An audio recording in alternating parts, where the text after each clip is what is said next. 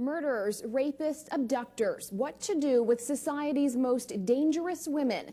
Inside Kitchener's Grand Valley Institution for Women, there are more than a dozen. And there, the answer is to lock them in a cell, watch them around the clock, and shackle them when they leave.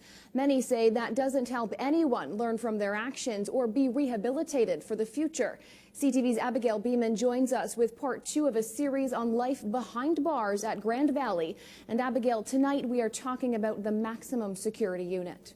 Megan, it's a place few Canadians have ever seen. Inmates call it the prison within a prison because those in the general compound meters away have never seen it either. Tonight we bring you stories from what one mother calls Grand Valley's dirty little secret.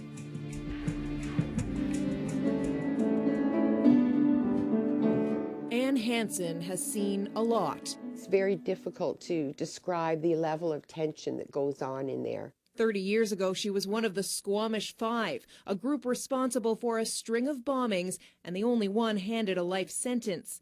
Hansen was released on parole from Kingston's Prison for Women after 8 years, and when that parole was suspended, she was sent to Grand Valley. I showed a film at the library, and the CSC said that I knew that I wasn't supposed to be politically active. What happened next was shocking to a woman who faced no new charges. Put in leg shackles and handcuffs and put in the maximum security unit. The Max Unit. As prisoners describe it, it looks something like this. They're called pods. Each has 5 cells off a hallway. You may have seen a similar cell from the Ashley Smith inquest. Bare. A toilet, a bed, a window.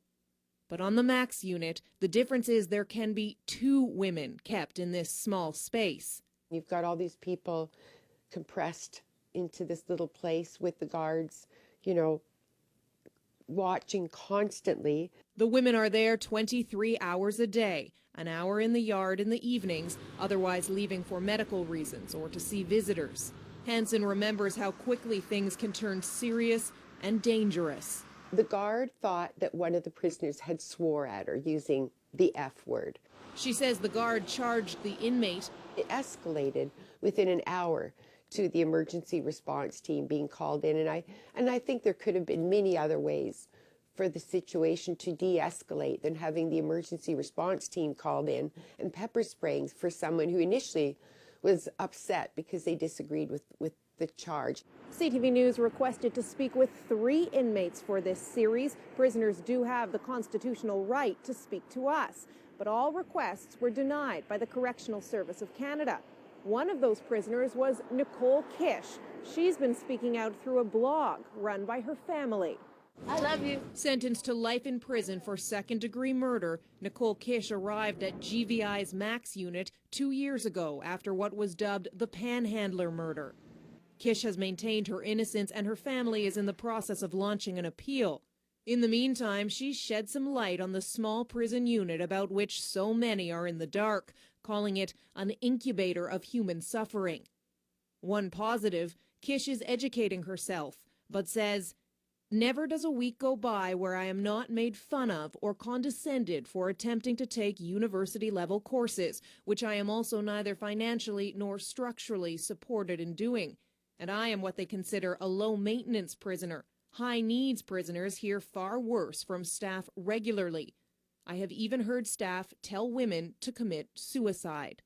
But in the last few months, no posts. She has chosen not to have anything put up because she has very, very few freedoms. She has classes that she takes that she deeply needs to take. All it takes is one guard to decide no. It's very counter-rehabilitational. I mean, the number one thing that it does not do is help you improve yourself as a person. Similar stories from a former inmate we call Petey.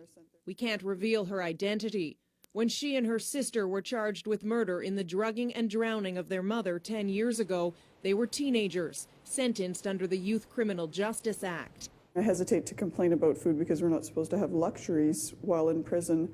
However, I went anemic when I was in maximum security, which to me really shows that there was a deficiency. So another prisoner shared iron pills. Petey says the wait for a doctor was too long. she took a risk for me.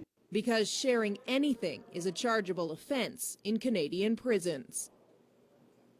There are more than a dozen women in maximum security at Grand Valley, but that's a small percentage of the prison's population, which can climb to as many as 200. Tomorrow we will take a look at the general compound with cottages instead of cells, more freedom of movement, and more jobs for inmates, including work in a factory that produces bed linens and textiles, again, right in the middle of Kitchener.